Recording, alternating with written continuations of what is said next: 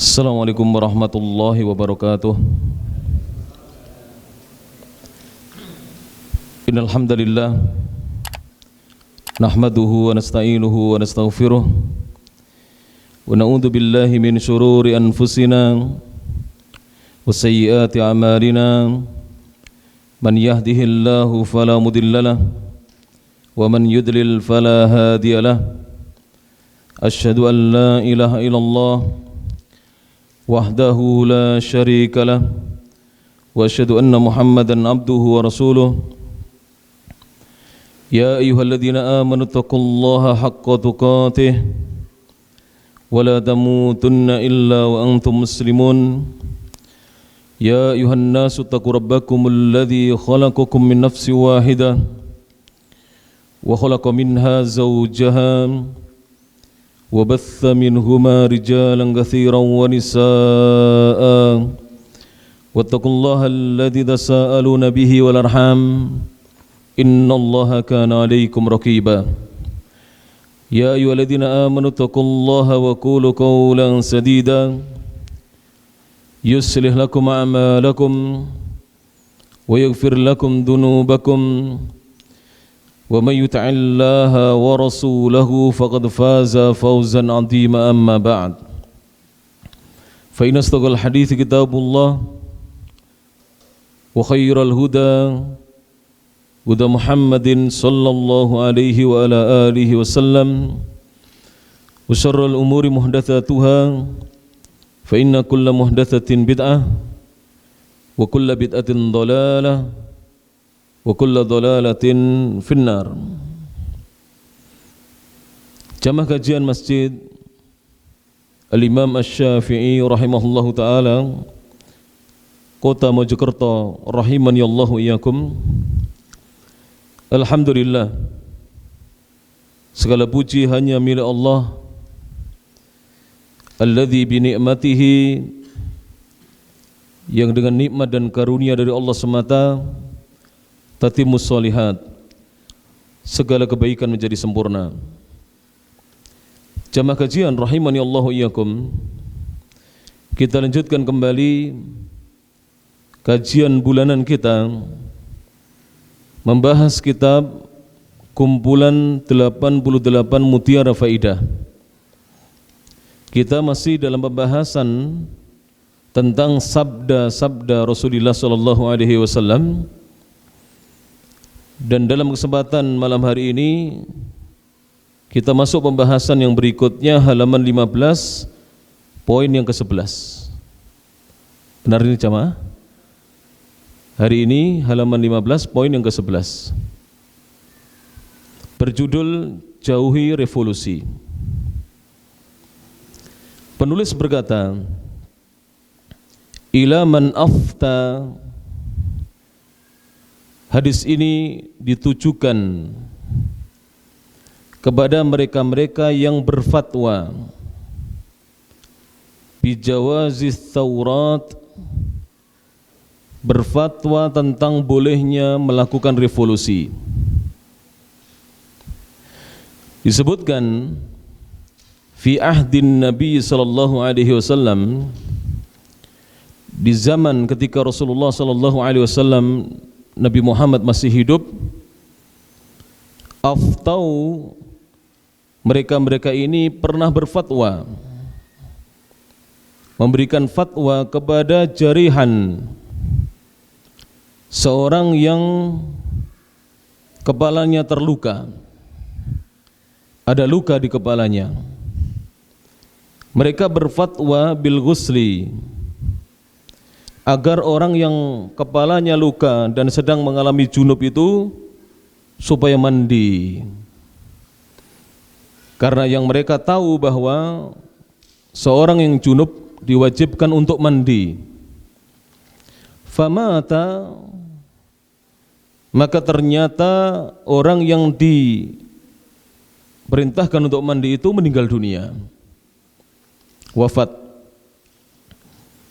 Maka Rasulullah SAW melihat hal itu, faqala sallallahu alaihi wasallam, Rasul sallallahu alaihi wasallam bersabda, melihat kejadian ketika ada orang yang terluka kepalanya, disuruh oleh mereka untuk mandi disebabkan junub, dan disebabkan kejahilan mereka yang berfatwa, di mana orang yang sakit, lebih-lebih ada luka yang menganga di kepalanya, seharusnya tidak mandi, karena junub atau hadas besar itu bisa diangkat dengan seorang bertayamum, karena tayamum itu bisa mengangkat hadas kecil sebagai pengganti wudu dan bisa mengangkat hadas besar sebagai pengganti mandi. Namun mereka adalah orang-orang yang bodoh. Di sana masih ada Nabi SAW yang masih hidup,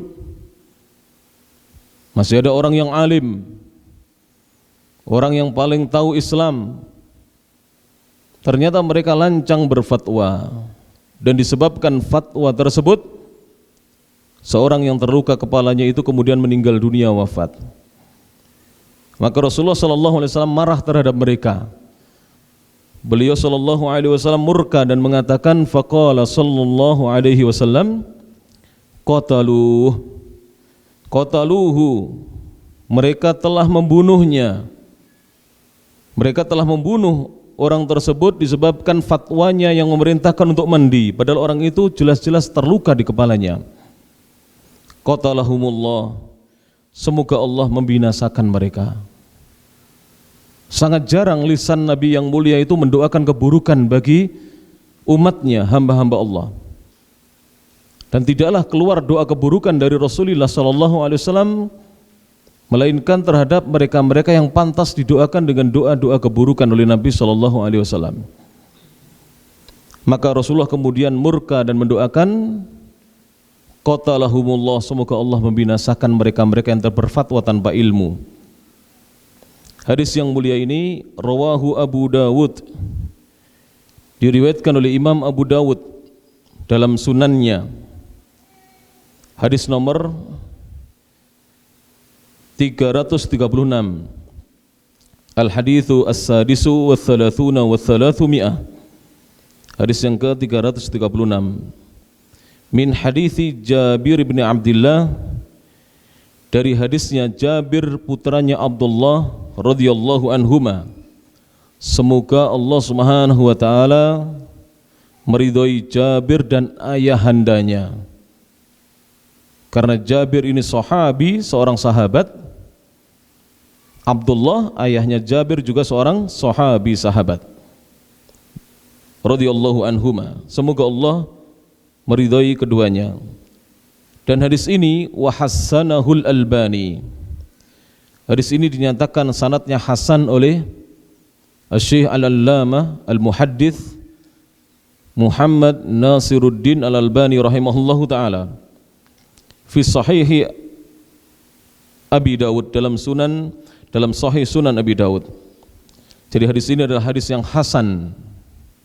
Artinya betul-betul Rasulullah SAW murka kepada mereka-mereka yang lancang berfatwa tanpa dasar ilmu, yang mendatangkan kematian seseorang.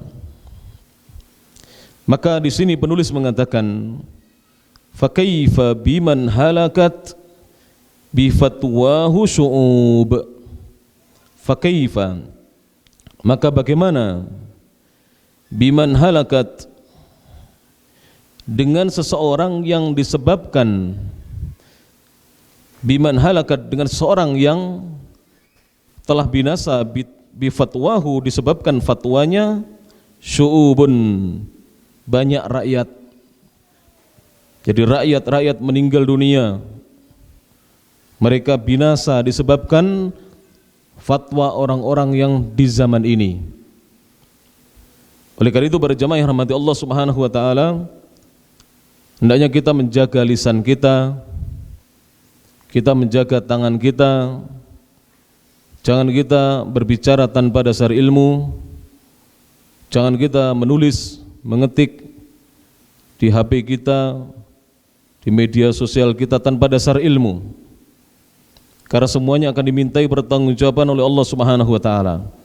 Lebih-lebih apabila berfatwa, serahkan kepada ahlinya, dan kita bukan ahli fatwa. Dari hadis yang mulia dan ucapan ulama tersebut, ada beberapa faidah yang bisa kita ambil sebagai pelajaran. Silakan dibuka halaman 16.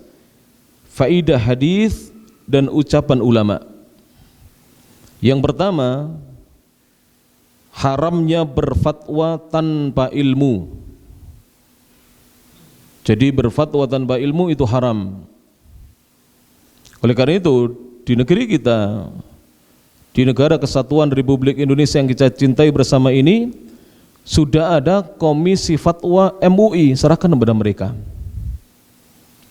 Dan MUI melalui komisi fatwanya tidak sembarangan berfatwa. Di sana para ahli berkumpul. Bahkan terkadang mereka menukil dari fatwa-fatwa ulama-ulama Timur Tengah. Dan itu terkadang disebutkan di dalam nas fatwa mereka. Oleh karena itu seorang muslim hendaknya menjaga dirinya, lisannya dan tangannya, agar tidak berfatwa tanpa dasar ilmu. Yang kedua, berfatwa adalah bidang tugasnya ulama yang rabbani.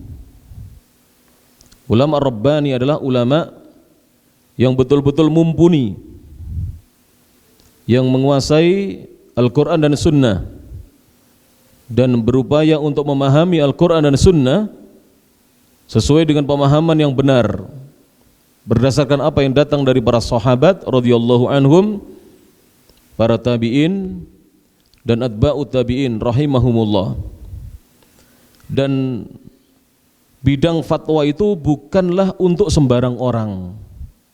Jadi tidak sembarangan seorang itu diperkenankan untuk berfatwa. Pelajaran yang ketiga, faidah yang ketiga, banyak kaum muslimin menjadi korban fatwa serampangan tanpa dasar ilmu. Jadi banyak kaum muslimin menjadi korban fatwa serampangan tanpa dasar ilmu. Maka setelah kita mendengar hadis ini, hendaknya kita berhati-hati. Jangan sampai kita terkena doa buruknya Rasulullah SAW, di mana Nabi mendoakan orang-orang yang berfatwa tanpa ilmu dengan kebinasaan. Yang keempat, faidah yang berikutnya, butuhnya umat Islam ini kepada ulama. Jadi kita ini sangat butuh kepada ulama. Tanpa bimbingan ulama, kita tidak akan bisa mendapatkan cahaya Islam. Maka hendaknya kita kembalikan seluruh permasalahan, lebih-lebih apabila itu adalah persoalan besar yang menyangkut bangsa dan negara, menyangkut umat Islam, kembalikan kepada ulama. Dan juga butuh kepada dai yang memahami Islam dengan benar. Jadi umat Islam ini butuh kepada ulama dan butuh kepada dai yang memahami Islam dengan benar. Maka dari itu berjemaah, setelah kita mendengar hadis yang mulia tadi, di mana Nabi SAW mendoakan keburukan untuk mereka-mereka yang berfatwa tanpa ilmu, maka mulai dari sekarang hendaknya kita menjaga lisan kita, menjaga tangan kita. Tidaklah kita berbicara kecuali yang kita sampaikan adalah apa yang datang dari Al-Quran dan Sunnah sesuai dengan pemahaman As-Salafus Saleh. Taib. Pembahasan yang berikutnya, yang ke-12 para jemaah, berjudul wanita tinggal di rumahnya. Dan inilah yang terbaik bagi seorang wanita. Jadi sunnah bagi kaum wanita untuk mereka tinggal di rumahnya. Kita baca hadis dari Rasulullah SAW dan nukilan dari sahabat Rasulullah SAW radhiyallahu an. Di sini penulis mengatakan, An Abdullah bin Mas'udin, dari sahabat yang mulia Abdullah bin Mas'ud radhiyallahu anhu, qala Rasulullah sallallahu alaihi wasallam, Rasulullah sallallahu alaihi wasallam bersabda. Kita simak hadis Nabi. Beliau mengatakan, innal mar'ata aurah, innal mar'ata, sesungguhnya seorang wanita itu, sesungguhnya wanita itu, perempuan itu auratun, adalah aurat. Jadi Nabi di sini bukan hanya mengatakan ini dan itu dari bagian tubuhnya wanita, tapi wanita itu sendiri adalah aurat. Siapa yang mengatakan ini? Rasulullah sallallahu alaihi wasallam. Sesungguhnya wanita itu aurat. Fa idza kharajat, apabila seorang wanita itu keluar dari rumahnya, istashrafaha syaitan, maka setan akan menghias-hiasi wanita tersebut, akan menghias-hiasinya. Jadi wanita itu kalau keluar dari rumah, setan datang untuk menghias-hiasi wanita tersebut. Oleh sebab itu, wanita itu anjuran dalam Islam untuk tidak sering keluar rumah sebagaimana laki-laki. Jadi porsi keluar rumahnya itu tidak boleh sebanyak suaminya dia. Jika suaminya sehat, mampu mencari nafkah, dan dia tercukupi kebutuhan dia dan anak-anaknya, maka sebaiknya wanita itu mengurangi porsi keluar rumah. Dan insya Allah rezeki itu banyak sekali datangnya dari Allah Subhanahu wa ta'ala. Tidak perlu takut kehilangan banyak rezeki apabila wanita itu lebih banyak tinggal di rumahnya. Ada sebagian dokter muslimah itu mengurangi jam untuk dinas di luar. Dia lebih banyak praktek di rumahnya. Alhamdulillah rezekinya melimpah, rezekinya banyak, diganti oleh Allah Subhanahu wa ta'ala. Nanti akan kita jelaskan bagaimana di sebagian negara di Timur Tengah, bagaimana tentang wanita-wanita yang bekerja di luar rumahnya. Akan kita jelaskan insyaallah ta'ala. Jadi wanita itu apabila keluar, setan akan menghias-hiasi dirinya. Kemudian Nabi SAW bersabda, wa aqrabu ma takunu min wajhi rabbiha, wa aqrabu ma takun, dan sedekat-dekatnya seorang wanita ia min wajhi rabbiha, dengan wajah Rabbnya, adalah wahia, ketika ia seorang wanita itu fi qa'ri baitiha, berada di dalam rumahnya. Jadi wanita itu jika ingin dekat dengan Allah Subhanahu wa ta'ala, hendaknya dia berada di dalam rumahnya. Itulah keadaan di mana wanita itu dekat dengan Allah, jika dia berada di dalam rumahnya. Hadis yang mulia ini yang disabdakan oleh Nabi SAW, rawahu Ibnu Khuzaimah, diriwayatkan oleh Al-Imam Ibnu Khuzaimah. Hadis nomor al-hadithu al-khamisu wa thamanuna wa sittumi'ah wal alf, hadis nomor 1685. Wa sahhahahul Albani, dan hadis ini dinyatakan sahih sanadnya oleh Al-Imam Al-Albani rahimahullahu ta'ala. Sehingga hadis ini jelas ini para jamaah, wanita itu aurat. Jika ia keluar, setan akan menghias-hiasi diri wanita itu, sehingga laki-laki tertarik untuk memandangnya. Oleh karena itu sedekat-dekatnya seorang wanita dengan wajah Rabbnya adalah ketika ia berada di dalam rumahnya. Jadi betul-betul berada di dalam rumahnya. Qa'run itu di tengah-tengah rumah. Jadi betul-betul di dalam rumahnya, bukan di terasnya, bukan di ruang tamunya, betul-betul ketika dia berada di dalam rumahnya. Kemudian di sini penulis menukilkan nukilan dari sahabat yang mulia Abdullah ibn Mas'ud radhiyallahu anhu. Kita baca, qala Abdullah ibn Mas'udin radhiyallahu anhu, berkata sahabat yang mulia Abdullah bin Mas'ud radhiyallahu anhu, semoga Allah taala meridai beliau. Kata Abdullah, dan beliau ini menjelaskan hadis Nabi tersebut karena beliau yang merawikan, yang meriwayatkan, tentunya beliau lebih paham tentang apa yang disabdakan oleh Rasulullah sallallahu alaihi wasallam. Dan inilah yang disebut dengan manhajus salafus saleh, metode beragamanya as-salafus saleh, mengembalikan apa yang datang dari Allah dan Rasulnya kepada para sahabat, kepada para tabi'in dan atba'ut tabi'in radhiyallahu anhum ajma'in, karena mereka yang lebih paham tentang agama ini. Beliau berkata, ma taqarrabat imra'atun ilallahi, tidaklah seorang wanita, seorang perempuan mendekatkan dirinya kepada Allah Subhanahu wa taala tentunya dengan satu amal ibadah, amal soleh, a'dhamu min qu'udiha fi baitiha, yang lebih besar, lebih agung dibandingkan duduknya seorang wanita atau tinggalnya seorang wanita di dalam rumahnya.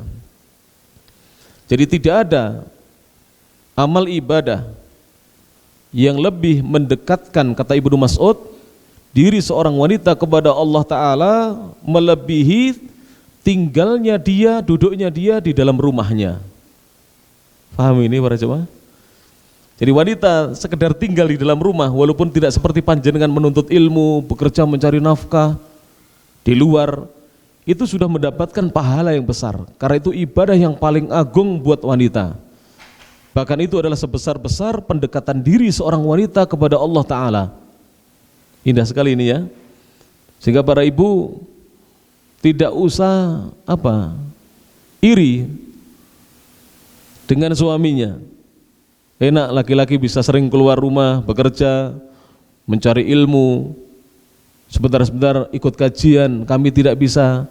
Anda, saudari-saudari kaum muslimah, Anda berada di rumah Anda, panjenengan di rumah panjenengan, antunna di rumah, itu sudah ibadah yang agung di sisi Allah Subhanahu wa taala. Ini perkataan siapa? Abdullah bin Mas'ud, orang yang paling tahu hadis tentang hadisnya Nabi SAW. Bukan perkataan saya ini ya, dan bukan perkataan para ulama. Ini perkataannya Abdullah bin Mas'ud, bahwa duduknya, tinggalnya seorang wanita di dalam rumahnya itu sudah merupakan ibadah yang bisa mendekatkan dirinya kepada Allah Subhanahu wa taala. Disebutkan nukilan ini di dalam kitab Fathul Bari Ibnu Rajab yang ditulis oleh Imam Ibnu Rajab, bukan Fathul Barinya Ibnu Hajar. Jadi ada Fathul Bari yang ditulis oleh Al-Imam Ibnu Hajar dan ada Fathul Bari yang disusun oleh Al-Imam Ibnu Rajab Al-Hanbali rahimahullahu taala. Naklan an media salaf, apa yang saya tulis ini saya nukil dari media salaf. Apa faidah yang bisa diambil dari hadis Rasulullah SAW dan ucapan sahabat? Yang pertama, faidah yang pertama adalah wanita adalah aurat. Faidah yang kedua, Allah Ta'ala mewajibkan wanita memakai jilbab ketika keluar rumah dan pada saat ada lelaki yang bukan mahramnya, walaupun dia sedang di dalam rumah, namun jika di dalam rumahnya ada lelaki yang bukan mahramnya, maka dia wajib memakai jilbabnya, memakai hijabnya. Yang ketiga, Allah Ta'ala memerintahkan kaum wanita untuk tinggal di rumah-rumah mereka, dan tidaklah ia keluar rumah kecuali untuk suatu keperluan, baik itu berkaitan dengan agamanya maupun dunianya. Jadi Allah yang memerintahkan wanita untuk tinggal di dalam rumah-rumah mereka, dan tidaklah seorang wanita itu keluar rumah kecuali untuk suatu keperluan, baik berkaitan dengan agama maupun dunia. Yang keempat, tinggalnya kaum wanita di dalam rumah adalah ibadah dan termasuk bentuk pendekatan diri kepada Allah Ta'ala dan kemuliaan bagi mereka. Jadi tinggalnya kaum wanita di dalam rumah adalah ibadah dan termasuk bentuk pendekatan diri mereka kepada Allah Ta'ala, dan juga tinggalnya mereka dalam rumah adalah kemuliaan bagi mereka. Maka para ibu jangan banyak keluar rumah kalau tidak sangat dibutuhkan ya. Ada sebagian wanita terlalu banyak keluar rumah, sampai-sampai ketika suaminya di rumah dia pun keluar. Naudzubillah min dzalik. Jangan sampai. Kalau suami sedang di rumah dan jarang suami itu pulang, maka hendaknya istri tidak keluar rumah. Tidak keluar rumah. Banyak sekarang ibu-ibu yang keluar rumah alasannya apa? Arisan. Arisan bisa ditunda itu, atau titip temannya. Titip kemudian pulang temui suaminya di rumah. Suami jarang pulang, pulang mungkin sepekan sekali, 2 pekan sekali, 1 bulan sekali, dia tinggal arisan, tidak boleh. Di dalam Islam tidak boleh. Jangankan arisan, jika dia ingin puasa sunnah, dia wajib izin suaminya jika suaminya ada di rumah. Bagaimana dengan arisan? Arisan itu sunnah apa wajib? Bukan sunnah, bukan wajib. Wajib Ustadz, itu kan setorannya wajib. Ya setorkan setelah itu pulang. Tidak ada kewajiban kita duduk-duduk di sana. Yang kelima, sebagian ulama membolehkan wanita beraktivitas di luar rumah. Jadi sebagian ulama ada yang membolehkan. Jika keadaan menghendakinya. Jadi ada catatan di sini. Apabila dituntut oleh keadaan, seperti dokter wanita, perawat wanita, bidan, guru wanita, dan lainnya. Yang keenam, faidah dari hadis Rasulullah dan ucapan sahabat di atas adalah bagi wanita karir hendaknya tidak menghabiskan sebagian besar waktunya di luar rumah. Islam itu proporsional. Di sini apa ada saya mengatakan mutlak tidak boleh keluar rumah? Tidak ada. Nanti ibu-ibu stres dalam rumah terus. Tapi harus ada catatan supaya kita tidak menggampangkan keluar rumah. Jadi bagi wanita karir hendaknya tidak menghabiskan sebagian besar waktunya di luar rumah. Kalau misalnya diberi tugas overtime, apa overtime itu? Lemburan, maka izin kepada atasannya untuk dikerjakan di rumah. Jadi dikerjakan di rumah. Lebih baik dipotong gajinya daripada dia banyak di luar rumah meninggalkan anak dan suaminya. Jadi wanita itu hendaknya sebagian besar waktunya digunakan di dalam rumah, bukan di luar rumah. Yang ketujuh, pemerintah berwenang mengatur waktu kerja wanita. Mudah-mudahan ceramah saya ini didengar oleh aparatur negara, pejabat pemerintahan, walaupun oleh RT, mudah-mudahan didengar, RW, lurah, camat, bupati. Jadi hendaknya pemerintah berwenang mengatur. Karena ini memang wewenangnya pemerintah. Pemerintah berwenang mengatur waktu kerja wanita. Ini pengalaman yang saya tahu di kerajaan Saudi Arabia. Para ustadzah itu guru-guru perempuan, guru-guru wanita, waktu atau jam kerja mereka tidak sebanyak jam kerjanya guru-guru laki-laki. Jadi laki-laki itu di Saudi Arabia 6:30 sudah harus di sekolah, ada sebagian jam 6 sudah harus di sekolahnya. Tapi perempuan sekitar 7:30 atau jam 8 yang saya ingat. Jadi baru masuk ke sekolah itu jam 8. Jadi sekolahnya anak-anak perempuan itu agak siang. Di sana sekolah laki-laki dengan sekolah perempuan itu terpisah. Jadi misalnya ini madrasah laki-laki, madrasah perempuan itu jauh nanti. Jadi terpisah. Dan ibu-ibu masuknya siang. Supaya mereka bisa melayani suaminya, menyiapkan anak-anaknya, baru kemudian berangkat kerja. Itu bagi yang punya tugas mengajar.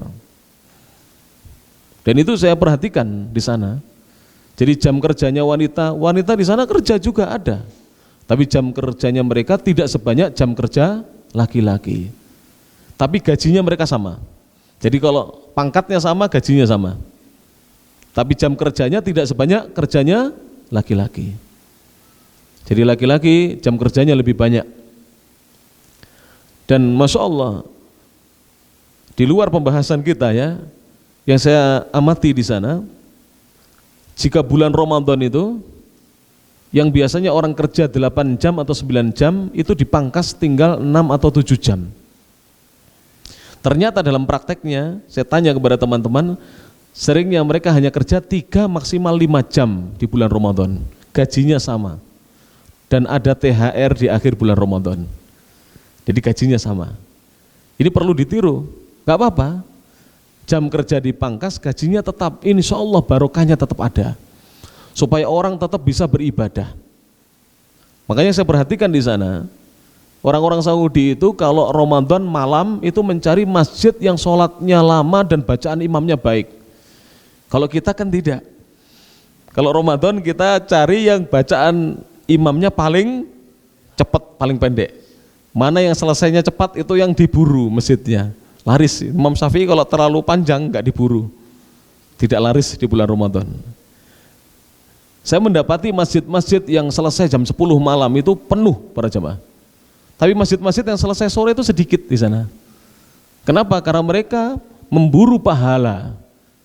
Apalagi kalau sudah 10 hari yang terakhir, mereka sholat di sore hari dan sholat di malam hari. Jadi nanti sholat sampai jam 10, mereka pulang, nanti jam 12 atau 1 kembali lagi ke masjid, sholat sampai menjelang sahur. Kita di akhir bulan Ramadan sibuk untuk belanja dan menyiapkan kebutuhan hari raya. Saya pernah menyampaikan di sini di majelis ini, orang-orang Arab itu untuk persiapan hari raya Idul Fitri itu sudah belanja semenjak di bulan Sya'ban, bahkan Rajab sudah belanja. Jadi orang Arab itu biasa belanja itu seperti itu. Bulan Sya'ban sudah belanja. Lah kita seandainya sebelum Ramadan belanja uang dari mana? Belum THR kita. Jadi di Saudi itu sejak Sya'ban sudah belanja. Supaya nanti ketika Ramadan mereka tidak sibuk belanja. Jadi sedikit sekali orang Saudi yang belanja di bulan Ramadan, sedikit sekali. Kebanyakan mereka adalah beribadah di bulan Ramadan. Ini apabila pemerintah ikut mengatur waktu kerja bagi kaum wanita. Mudah-mudahan ya, ceramah-ceramah seperti ini, hadis-hadis seperti ini jika dibacakan setidaknya ya di lembaga-lembaga kita, di yayasan-yayasan kita, di sekolah-sekolah madrasah kita. Itu ibu-ibu jangan diberi jam kerja sama dengan laki-laki. Jam kerjanya dipangkas, tapi gajinya tetap, jangan dipangkas. Jadi jam kerjanya dipangkas. Jangan terlalu banyak keluar rumah, kasihan mereka. Sudah banyak keluar rumah, dibebani untuk menulis dan juga melaporkan hasil kerja mereka. Jangan. Untuk laporan-laporan kerja sebaiknya dikerjakan laki-laki. Biar mereka di rumah bisa sepenuhnya berguna bagi suami dan anak-anaknya, melayani suaminya, merawat anak-anaknya, mengasuh anak-anaknya. Jangan dibebani pekerjaan-pekerjaan yang berat. Thaib. Ini poin yang ke-12, wanita tinggal di rumahnya. Poin yang ke-13, keutamaan hadisnya an Abi Sa'idin al-Khudri, dari Abu Sa'id al-Khudri radhiyallahu anhu, dan nama beliau adalah Sa'ad bin Malik bin Sinan. Jadi nama Abu Sa'id al-Khudri adalah Sa'ad bin Malik bin Sinan radhiyallahu anhu. Beliau berkata, qala Rasulullah sallallahu alaihi wasallam, Rasulullah sallallahu alaihi wasallam beliau bersabda, kata Nabi, inna lillahi tabaraka wa ta'ala utaqa'a fi kulli yaumin wa laylatin. Inna lillahi, sungguhnya Allah memiliki, tabaraka yang maha suci, wa ta'ala dan maha tinggi, utaqa'a memiliki hamba-hamba yang dibebaskan, fi kulli yaumin wa laylatin, di setiap hari dan malamnya, yakni fi Ramadan, yang dimaksud adalah di bulan Ramadan. Jadi Allah itu setiap harinya dan setiap malamnya di bulan Ramadan itu membebaskan hamba-hambanya, orang-orang yang seharusnya mereka disiksa oleh Allah, dibebaskan oleh Allah Subhanahu wa taala dari siksa neraka. Wa inna likulli muslimin, dan sesungguhnya bagi setiap muslim, fi kulli yaumin wa lailatin, di setiap hari dan malamnya, sehari semalamnya di bulan Ramadan maksudnya, mereka memiliki da'watun mustajabah, doa yang diijabahi oleh Allah Subhanahu wa taala. Jadi setiap muslim itu di bulan Ramadan, baik di siang harinya maupun di malam harinya, itu doanya itu mustajab, diijabahi oleh Allah Subhanahu wa taala. Dan Apa yang saya nukilkan ini sabda Nabi SAW disebutkan oleh Syekh Al-Albani dalam kitabnya Sahih At-Targhib, hadis nomor 1001, Al-Hadithu Ats-Tsani wal Alf, hadis yang ke-1001, hadis yang ke-1002. Al-Hadithu Ats-Tsani wal Alf, hadis yang ke-1002. Faidah hadis. Faidah yang pertama, termasuk keutamaan bulan Ramadan adalah Allah membebaskan hamba-hambanya dari siksa neraka setiap harinya. Jadi setiap hari, dimulai dari tanggal 1 Ramadan sampai hari yang terakhir, tanggal 29 atau 30 Ramadan. Dan Allah mengabulkan doanya setiap muslim. Jadi setiap harinya Allah kabulkan doa-doa setiap muslim di bulan Ramadan. Dan ini sudah dekat dengan Ramadan ya para jamaah yang rahmati Allah Subhanahu wa taala. Bersiap-siap kita untuk memasuki bulan Ramadan. Tinggal 4 bulan lagi ya, kurang lebih 4 bulan lagi kita sudah masuk bulan Ramadan. Jadi di bulan Ramadan itu hamba-hamba Allah dibebaskan dari neraka. Dan juga doanya hamba-hamba Allah dikabulkan oleh Allah Subhanahu wa taala. Faidah yang kedua, anjuran untuk mengisi bulan Ramadan dengan amal soleh dan doa. Jadi supaya kita dibebaskan dari siksa neraka, maka hendaknya kita mengisi bulan Ramadan itu dengan amal-amal soleh, amal-amal kebajikan. Dan juga agar doa-doa kita dikabulkan, kita isi bulan Ramadan itu dengan doa-doa yang baik. Kita berharap kepada Allah Subhanahu wa taala agar doa-doa kita dikabulkan oleh siapa? Oleh Allah Subhanahu wa taala. Ini jangan lupa ya, nanti dibaca-baca lagi supaya nanti di bulan Ramadan kita konsentrasi ibadah. Sayang apabila kita melewatkan bulan Ramadan tanpa ibadah, tanpa amal soleh, atau sedikit ibadah, atau sedikit amal soleh. Hendaknya kita memperbanyak amal soleh dan ibadah. Lebih-lebih doa kita panjatkan kepada Allah Subhanahu wa taala, kita perbanyak doa kita itu di bulan Ramadan. Karena setiap harinya dikabulkan oleh Allah Subhanahu wa taala. Ini diantara keutamaan bulan Ramadan. Poin berikutnya, silakan dibuka halaman 18, poin yang ke-14, berjudul 7 macam amalan yang pahalanya terus mengalir. Jadi di sini akan disebutkan oleh Nabi SAW 7 macam amalan, di mana amalan ini apabila dikerjakan oleh seorang hamba ketika dia masih hidup, nanti jika dia meninggal dunia, pahalanya terus mengalir kepadanya, tidak putus-putus. Jadi pahalanya bukan hanya diberikan oleh Allah Ta'ala saat orang itu mengerjakan, bukan. Walaupun orang itu sudah meninggal dunia, pahalanya terus mengalir kepadanya. Kita baca hadisnya para jamaah yang rahmati Allah Subhanahu wa taala. An Anas bin Malik radhiyallahu anhu. Dari Anas bin Malik radhiyallahu anhu, anna Nabiyya sallallahu alaihi wasallam qala, bahwasanya Nabi sallallahu alaihi wasallam beliau bersabda. Kita simak hadis Nabi sallallahu alaihi wasallam. Beliau mengatakan, sab'un, 7, ada 7 amalan, 7 amal soleh, yajri, yang terus berjalan, terus mengalir, lil abdi, bagi seorang hamba, ajruhunna, pahala dari ke-7 amalan tersebut. Jadi ada 7 amalan yang pahalanya itu terus mengalir bagi seorang hamba jika dia mau mengerjakan selama hidupnya. Wa huwa fi qabrihi, ketika dia berada di kuburnya. Jadi walaupun orang itu sudah dikubur, pahalanya terus mengalir ba'da mautihi, setelah kematiannya. Apa ke-7 amalan tersebut? Yang pertama, man 'allama ilman, siapa yang mengajarkan ilmu. Jadi seorang yang mau mengajarkan ilmu itu pahalanya, ajarnya, ganjarannya terus didapatkan oleh dirinya, terus mengalir walaupun dirinya sudah berada di kuburnya setelah wafatnya. Jadi siapa yang mengajarkan ilmu. Oleh karena itu di dalam hadis Nabi SAW beliau bersabda,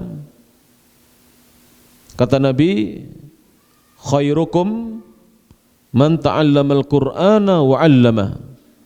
Sebaik-baik kalian adalah siapa di antara kalian yang mau mempelajari ilmu dan mau mengajarkan ilmu, mau mempelajari Al-Qur'an dan mau mengajarkan Al-Qur'an.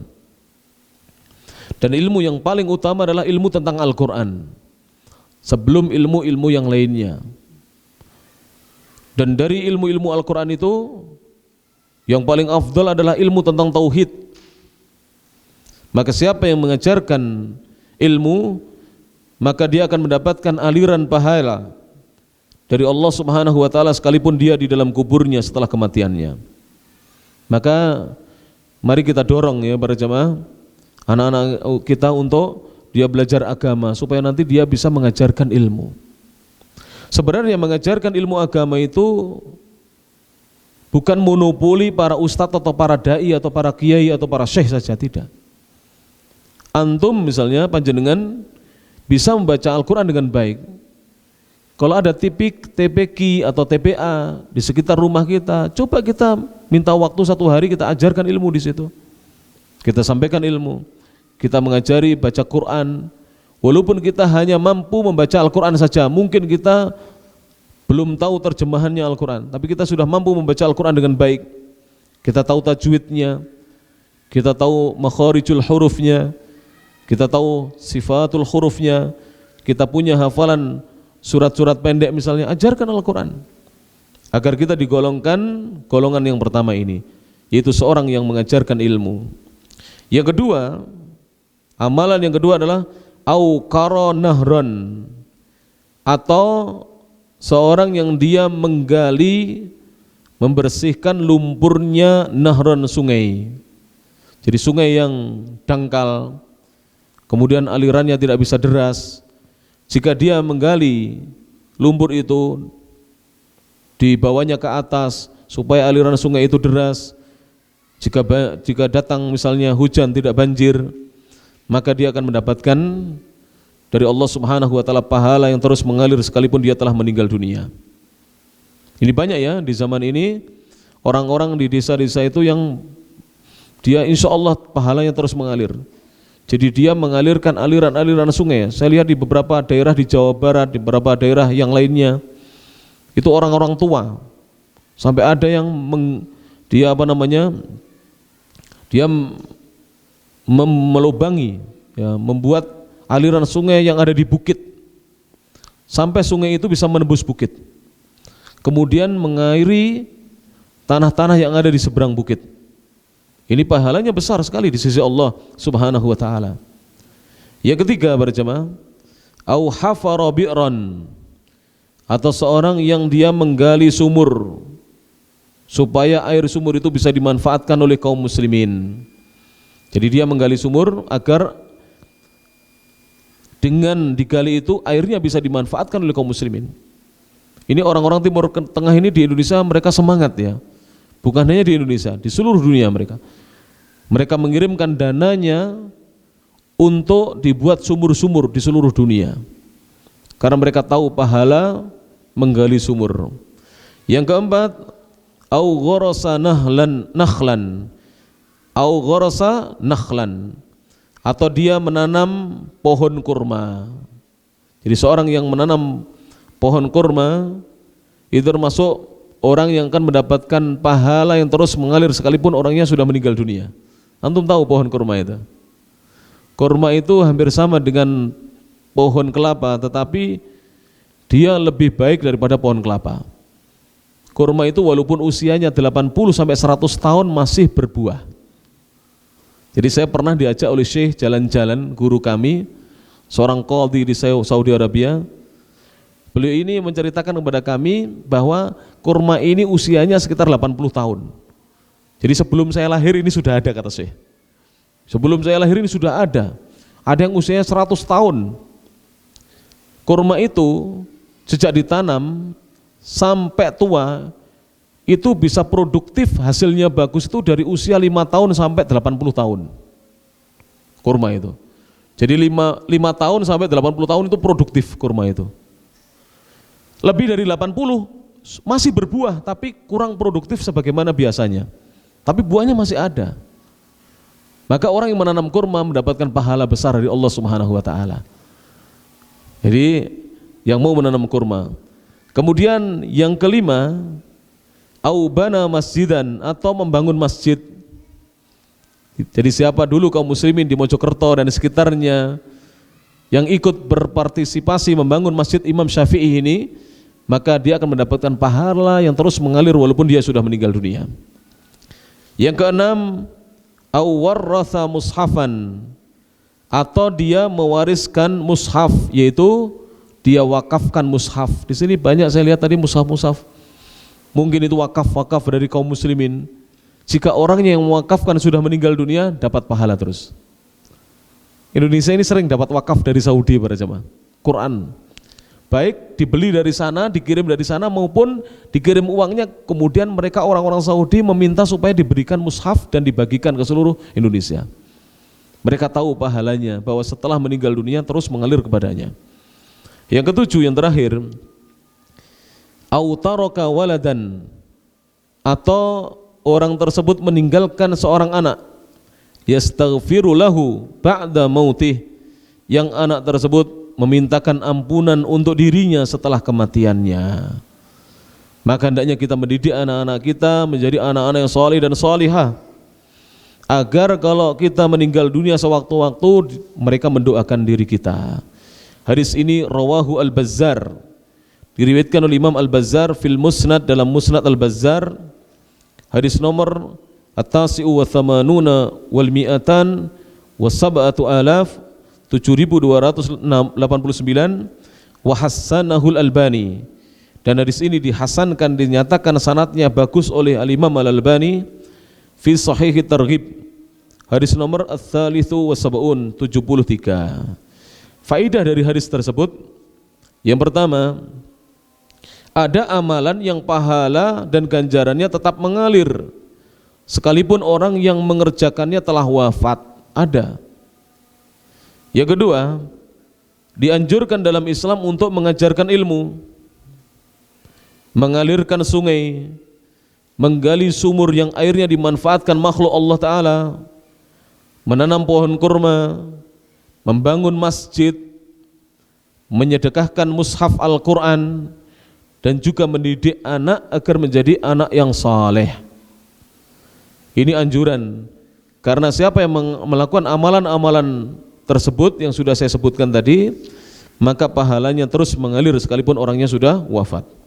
Yang terakhir, yang ketiga, banyak sekali amalan yang termasuk amal jariyah yang pahalanya terus mengalir kepada yang mau mengerjakannya. Jadi banyak sekali amalan-amalan yang termasuk amal jariyah yang pahalanya terus mengalir kepada yang mengerjakannya. Inilah para jamaah yang rahmati Allah Subhanahu wa taala beberapa poin yang bisa dikaji dalam kesempatan malam hari ini. Saya merasa ini tadi kok sepertinya cepat sekali waktunya. Saya tidak lihat jam. Ada 40 menit saya bicara, kok cepat sekali. Sudah Isya ini ya? Sudah Isya. Taib. Jadi kesimpulannya, insya Allah untuk masa wabah ini saya tidak akan panjang-panjang supaya segera kita bisa pulang. Insya Allah kalau Allah sudah angkat wabahnya, kita mungkin ngaji sampai malam ya, insya Allah ya, jam 10, jam 11 gitu ya, insya Allah. Tapi untuk pandemi ini kita batasi sampai Isya saja. Jadi poin yang ke-11, kita disuruh oleh Islam untuk menjauhi revolusi. Jangan pernah kita ikut-ikut revolusi. Yang ke-12, wanita tinggal di rumahnya. Jangan dibalik, bapak-bapak tinggal di rumah, wanita keluar rumah. Jangan dibalik. Jadi wanita itu hendaknya banyak tinggal di rumah. Yang ke-13, keutamaan bulan Ramadan, di mana di setiap harinya Allah membebaskan hamba-hambanya dari neraka, dan juga di setiap harinya Allah mengabulkan doa dari hamba-hambanya. Kemudian poin yang ke-14, ada 7 amalan yang pahalanya terus mengalir. Yang pertama, mengajarkan ilmu. Yang kedua, menggali sungai. Yang ketiga, menggali di sini maksudnya mengalirkan sungai. Yang ketiga, menggali sumur. Yang keempat, menanam pohon kurma. Yang kelima, membangun masjid. Yang keenam, mewariskan, mewakafkan mushaf Al-Quran. Dan yang ketujuh, meninggalkan anak yang senantiasa beristighfar untuk dirinya setelah kematiannya. Mudah-mudahan kita bisa mengamalkan apa yang kita kaji dalam kesempatan malam hari ini. Kita selesai dari pembahasan sabda Nabi. Insya Allah dalam pertemuan bulan yang akan datang kita akan masuki pembahasan tentang ucapan sahabat radhiyallahu anhum ajma'in. Demikian bisa disampaikan, kurang lebihnya mohon maaf. Akhirul kalam, subhanakallahumma wa bihamdik, asyhadu an la ilaha illa anta, astaghfiruka wa atubu ilaik, wa akhiru da'wana anil hamdulillahi rabbil alamin. Tsumma assalamu alaikum warahmatullahi wabarakatuh.